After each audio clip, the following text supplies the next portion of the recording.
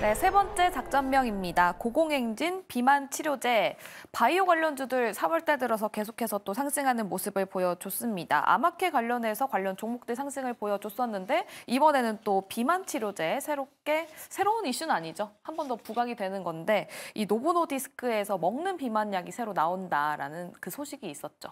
이 먹는 비만약 같은 경우에는 기존의 이 노보노디스크 같은 경우에는 이 약의 효과 자체는 상당히 좋았습니다. 하지만 편의성 부분에 있어서는 상당히 떨어졌다고 할 수가 있겠는데요.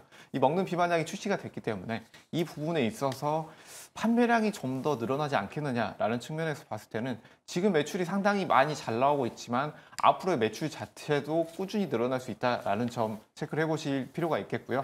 지금 비만 치료제 쪽으로는 해외에서 특히 미국에서 굉장히 각광을 받고 있다라는 점, 그리고 매출이 꾸준히 상승을 하고 있다는 점에서 우리가 주목을 해봐야 되고, 이런 비만 환자들이 계속해서 늘어나면서 미국에서 비만을 중증 질환, 집중해서 케어해야 되는 질환 자체로 법령을 바꾸려고 시도하고 있는 부분이 있기 때문에 이 부분과 함께 최근 이슈였던 이 먹는 비만약까지 나왔다는 점은, 기존 약제가 잘 들었는데 먹는 약에 대한 편의성까지 늘어났다는 점은 매출 증대에 대한 가능성이 좀 더 늘어났다 정도 보시면 될 것 같고, 장기적으로 봤을 때도 매우 좋다. 그리고 단기적으로는 지금 어느 정도 눌린 종목군들 주목해 볼 필요가 있다라는 점까지 함께 말씀드리겠습니다. 알겠습니다. 그러면 또 이 이슈를 앞두고 있는데 AACR 있잖아요. 그때까지 어떻게 바이오주 전략을 짜보면 좋을까요? 송가람 매니저님. 바이오주들 같은 경우에는 얘기가 나올 때마다 제가 말씀을 드리고 있죠.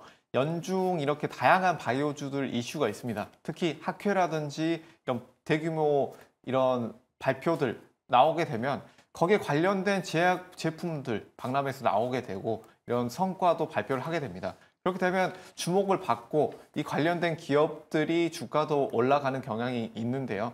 특히 이런 비만약 관련해서 이런 이슈가 있게 되면 그 이슈 전후로 해서 주가가 좀 더 움직이는 흐름이 나올 수 있다라는 점 볼 수가 있겠고, 그리고 최근 우리가 연말까지 해서 다양한 이슈들이 있습니다. 하지만 여기에서 제가 가장 빠르게 돌아오고 또 주목해야 될 이슈라고 말씀을 드릴 점은 바로 암학회 이슈로 볼 수가 있을 텐데요. 이 암학회 이슈가 최근 들어서 오늘 이런 관련주들이 굉장히 크게 올라왔는데 이 이슈와 관련이 있고, 그리고 어느 정도 바닥권에서 출발했기 때문에 이 학회까지는 꾸준히 상승 흐름이 나올 가능성이 굉장히 높다라는 점. 그래서 이 암학회 관련된 종목군들, 제약 바이오주들 체크를 해볼 필요가 있다라는 점까지 함께 말씀드리겠습니다. 네, 아마케 이번 이벤트도 있기 때문에 관련 종목들 꾸준히 팔로우업 해보자라는 이야기를 들어봤는데요. 아마케 얘기를 하니까 우리 또 김정일 본부장님께서 크게 끄덕끄덕을 해주셨습니다. 바이오주 전략 어떻게 보고 계십니까? 한국도 보시면은 알테오젠에 한바탕하고 네. 그 다음에 알테오젠은 머크하고 특허가 아니고 그죠, 로열티 네. 그 이슈 변경되고 하는 것 때문에 크게 갔고요.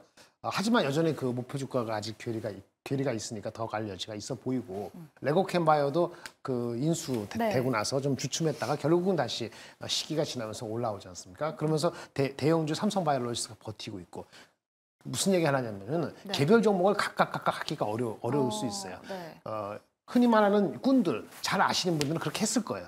근데 이제 지금 와서 이걸 들으시고 아니면 해서 한다면은 아까 지금 말씀하신 것처럼 그 4월 5일인가 7일인가부터 매칠 하잖아요. 네. AACR이.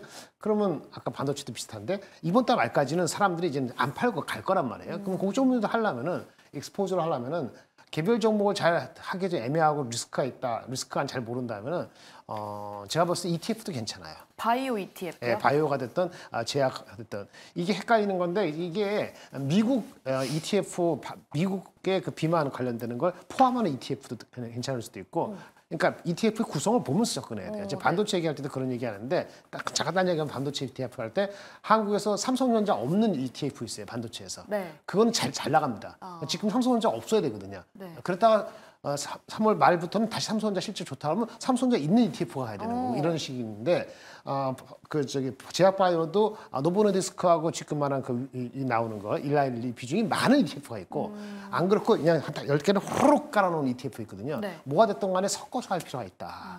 그렇게 하면은 그 개별 종목이 8% 올라갈 때 노고노수 8% 올라갈 때 그거를 한 방에 해서 먹지는 못하지만은 네. 그거 올라갈 때 2%를 먹거든요. 이런 식으로 접근할 필요가 있다라고 생각이 드리고 제가 개별 종목을 반도체만큼 몰라서 설명을 드리지 못하겠습니다만은 뭐 다 괜찮아 보여요. 저는 한올바이오파마도 옛날에 좋아했고 가장 작은 거는 퓨처캠도 좋아했고 추천하는 거 아닙니다. 그런 걸 좋아했는데 공부를 많이 하지 않으면 개별적으로 들어가기 쉽지가 맞아요. 않다. 네. 시가총액 특히 5천 원 이하짜리는 변동성이 크기 때문에 그래서 ETF를 섞여 있는 거를 들어가시면은 그래서 한 몇 주 더 가보시고 그 몇 주 더 가는 상간에 공부를 열심히 한다면 네. 4월달 학회 지나고 나면 분명히 이익 실현하고 잠깐 내려올 거란 말이에요. 네네. 그때 개별 종목을 공부했다가 접근하시는 방법도 괜찮지 않을까 싶습니다. 알겠습니다. 바이오주 이미 충분히 올라가고 있었고 4월 달에 암학회가 있는 만큼 지금 올라간 종목들 보유할 가능성이 크기 때문에 크게 떨어지진 않을 것이다라는 관점에서 ETF를 보자라는 이야기 들어봤습니다. 그럼 송가람 매니저님 바이오주 내에서 제약바이오 내에서 보시는 종목 따로 있으십니까? 네, 지금 보고 있는 종목은 HLB 제약 보고 있는데요. 이 HLB 제약 같은 경우에는 휴메딕스와 함께 이 GLP-1 수용체, 지금 핫한 이슈죠. GLP-1 수용체 계열 장기 지속형 비만 치료제 개발 중에 있기 때문에 이 HLB 제약 추세, 흐름 지켜볼 필요가 있다라는 점 말씀드리겠고요.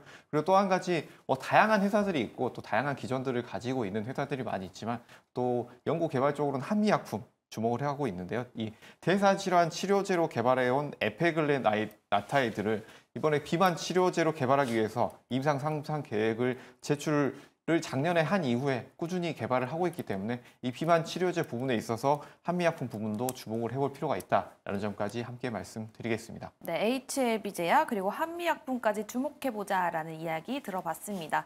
작전면 시크릿은 여기서 마무리 지어보도록 하고요. 또 다음 주 장을 준비해봐야 되겠죠? 돌격 내일장 넘어가 보도록 하겠습니다.